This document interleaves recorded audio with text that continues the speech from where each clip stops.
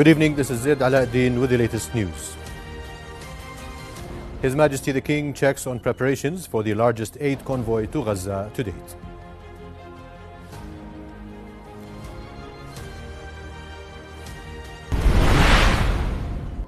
His Majesty discusses with U.S. President-elect Donald Trump's special envoy to the Middle East, Gaza's ceasefire efforts.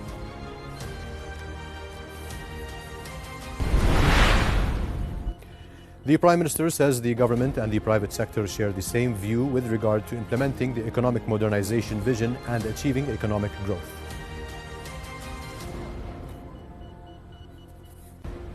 Now for the details.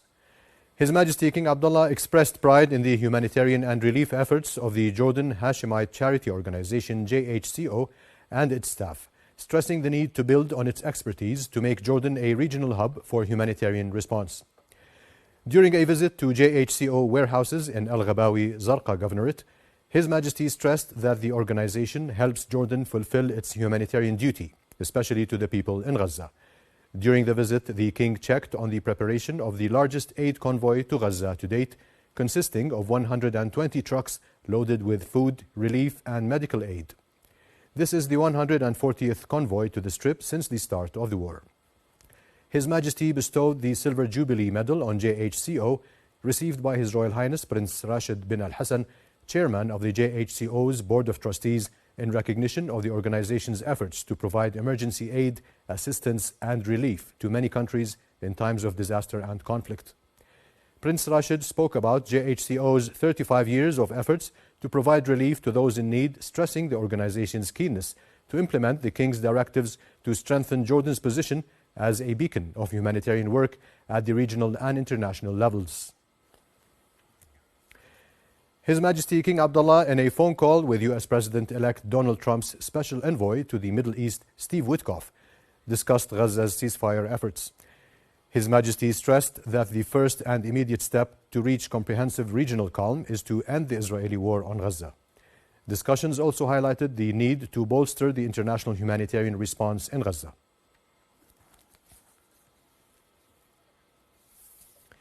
Prime Minister Ja'far Hassan said the government and the private sector share the same view with regard to implementing the economic modernization vision and achieving economic growth.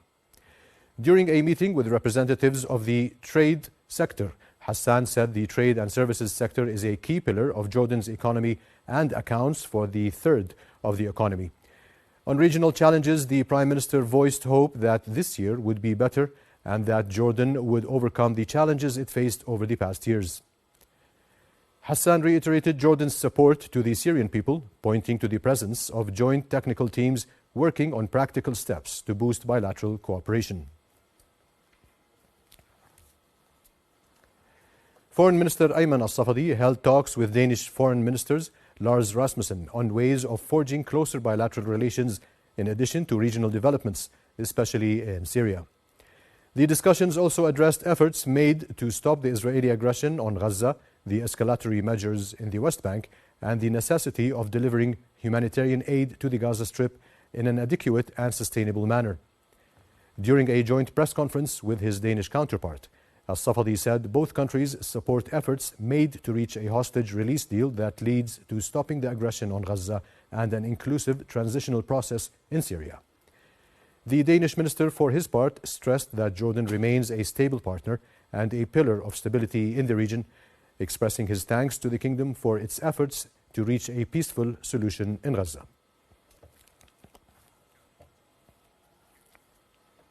Separately, the foreign minister met with the parliamentary vice minister for foreign affairs of Japan, Hisashi Matsumoto, and discussed with him means to boost bilateral ties and the latest developments in the region. Al-Safadi also met with UN Under-Secretary General for Safety and Security, Gilles Michaud, and reviewed with him bilateral cooperation and the need to deliver sufficient and sustainable humanitarian aid to all parts of the Gaza Strip.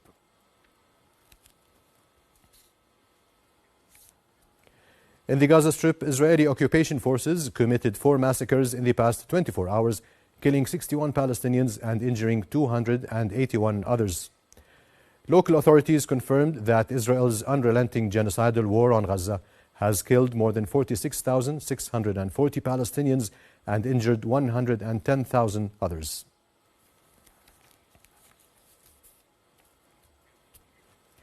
Negotiators were meeting in Qatar, hoping to finalize details of a plan to end the war in Gaza, after U.S. President Joe Biden indicated a ceasefire and hostage release deal was imminent.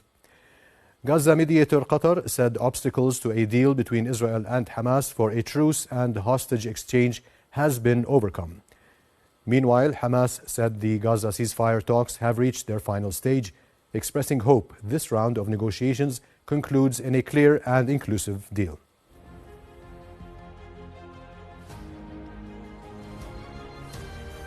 That's it for tonight. Thank you and good night.